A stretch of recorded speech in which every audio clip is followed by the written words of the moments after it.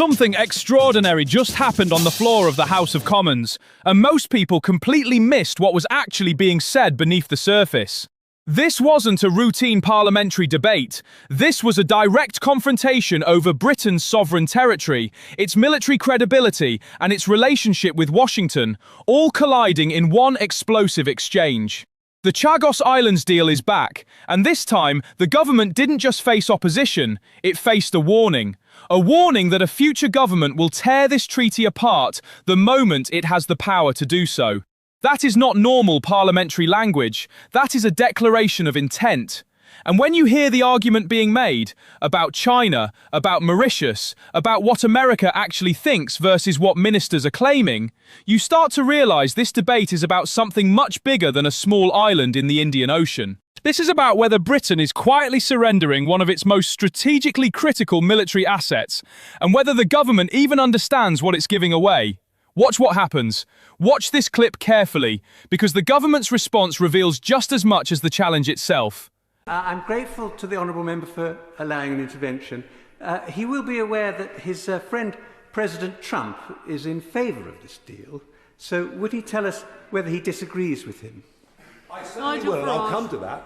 The American president, right at the moment, is somewhat busy, having recently struck a remarkable peace deal in the Middle East, and whichever way you think he's going on it, is obsessed with ending the Ukraine war. This is very low down on his agenda. But when he wakes up and realises, when America wake up and realise that something they thought right now was minor and not worth spending their time on, actually will imperil the safety of their base. And it doesn't matter what the minister says about what's in the treaty, Mauritius will not honour the terms of this treaty. Mauritius are poor. Mauritius are on the verge of bankruptcy. They will be bought by Chinese money, and China are negotiating leases already. I will give way to the Minister. Minister Doughty. Chair, I'm surprised that the Honourable Gentleman has the gall to come here and talk about national security today. And he talks about the United States. The Defence Secretary, Secretary Hegseth for War, he has said Diego Garcia is a vital military base for the United States. The UK's deal with Mauritius secures the operational capabilities of the base and key US national security interests in the region. We are confident the base is protected for many years ahead. Why is the United States backing this deal if anything that he says is true?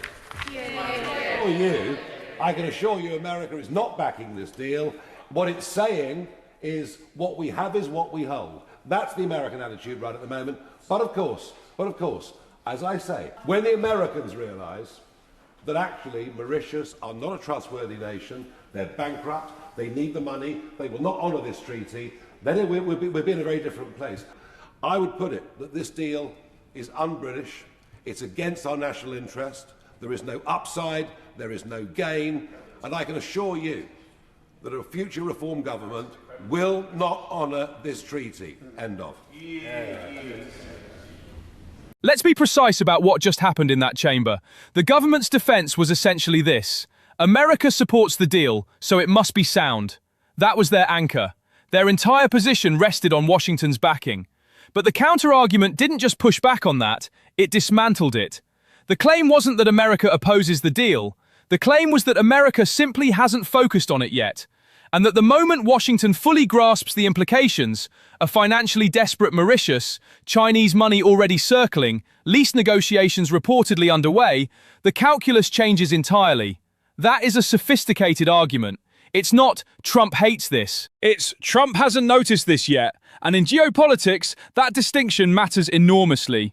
What makes this moment politically significant is the language at the very end. A future reform government will not honour this treaty. That's not rhetoric, that's a formal signal to every party watching, including international partners, that this deal may not survive a change in government. You don't say that on the floor of Parliament without meaning it. The deeper issue here is trust. Not trust between Britain and Mauritius, trust between Britain and any future partner who signs agreements with it. If treaties are openly declared reversible before the ink is dry, Britain's word begins to carry a very different weight on the world stage. The government bought itself a military-based deal, but it may have sold something far harder to recover. If this breakdown gave you a clearer picture of what's really at stake with the Chagos deal, hit like, subscribe, and turn on notifications, because this story is far from over.